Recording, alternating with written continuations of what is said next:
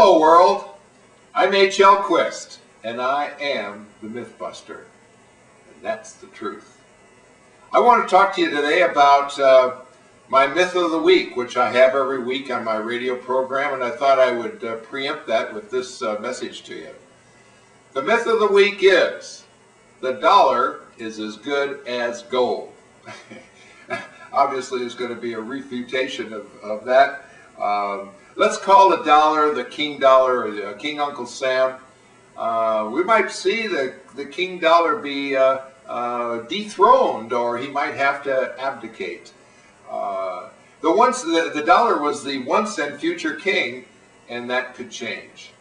There is a meeting this week, that'd be November 15th, Friday, in Washington, D.C., and the purpose of that meeting is from all these central bankers and finance ministers from all over the world are meeting in Washington, and they want to set up a new regime. They want to create a new world currency. And that means the dollar gets dethroned. That's the reason for my little story there. I think probably 99.9% of people in this country have never heard of the G20 meeting that's going to occur in Washington this week. And even after the media releases and the press covers it this weekend, probably 99.5% of the people in America won't know what it means. But if you listen here today, you're going to know what it means. And that's the purpose of talking to you today.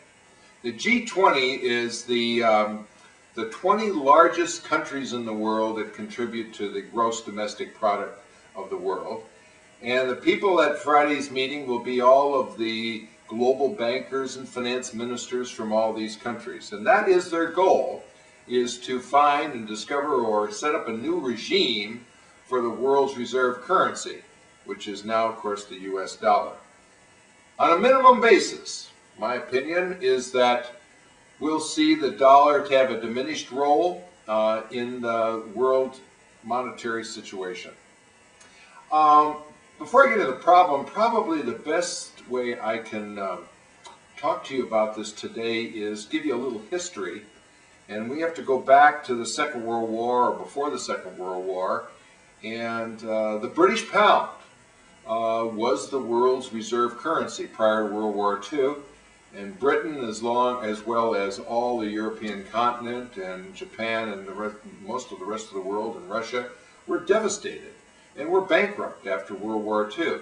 So what happened then was a meeting was held with global bankers from all over all these different countries in Bretton Woods, New York, and they had what they called the Bretton Woods Agreement.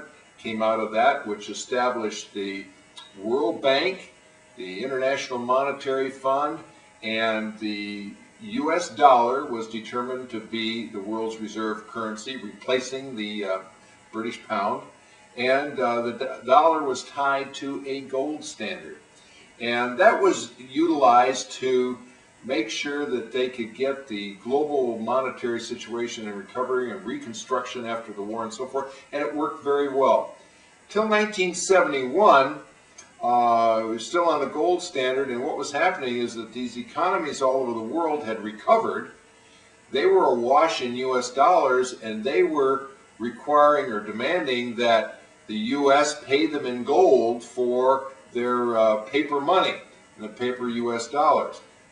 The US was depleting its gold reserves, so Richard Nixon in 1971 said, we're not going to do that anymore.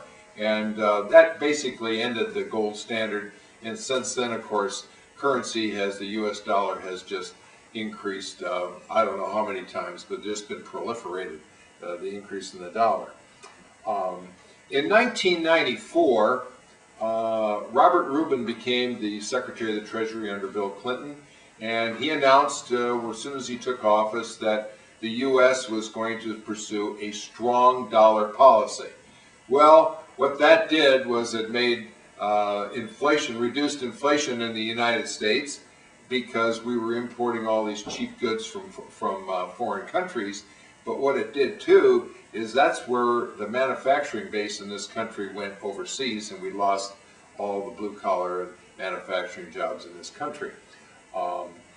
By April of this year, of 2006, all the powers to be in Washington decided that we should pursue a weak dollar policy, reversing that trend. And what happened then is the dollar is weighted with other currencies in an index.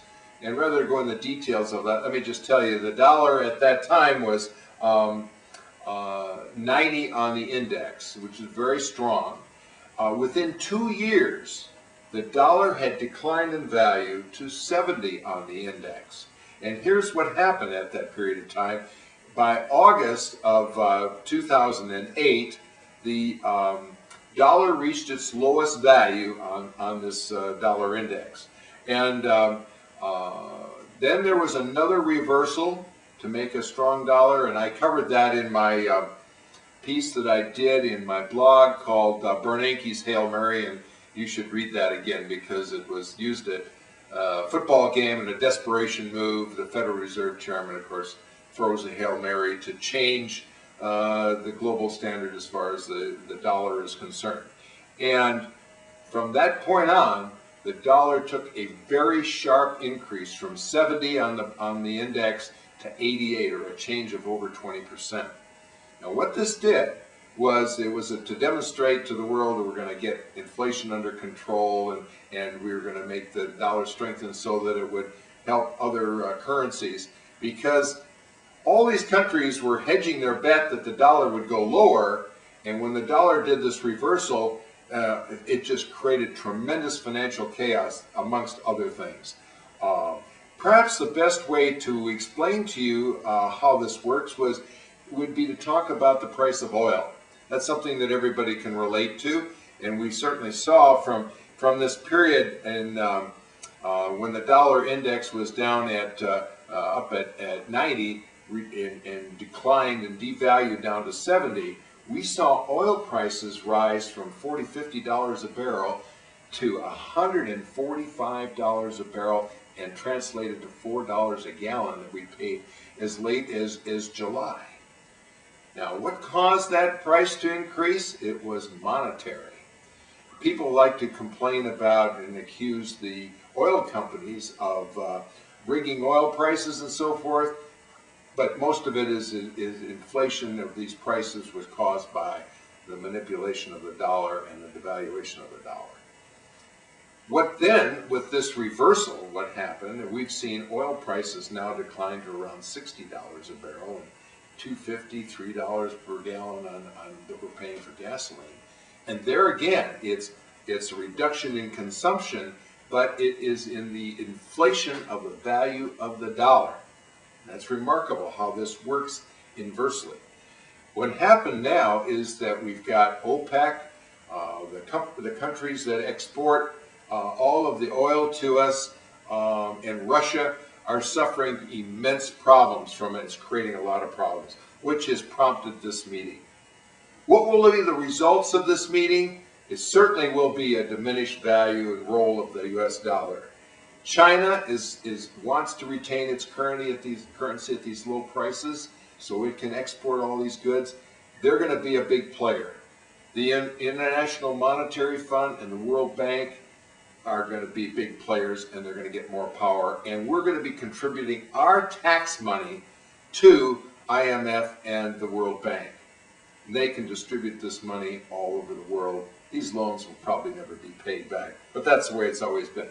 I don't think we're going to go on a gold standard. There isn't enough gold in the world, above ground or below ground, to accomplish this. And the bankers, they want to expand credit and make loans, and you can't do that if the dollar or the new currency is tied to the U.S. dollar. What you've seen and what you've experienced here recently is that with the election, is you see our president-elect standing up there with all these people behind him to demonstrate to the world that the economic crisis and that problem is going to be addressed first, which it should be. And behind the president was Robert Rubin, former Secretary of the Treasury under Bill Clinton. There was Paul Volcker, who raised interest rates to 21.5% in 1980 to fight inflation. And then there was Penny Pritzker, who one of his financial advisors, President-elect Obama, and she lost hundreds of millions of dollars making subprime loans in Chicago. But anyway, what I wanted to do is inform you that this meeting is coming. Pay attention. I'll be back to you with further information. And until we talk again, stay in touch and be on top of it. Thank you very much.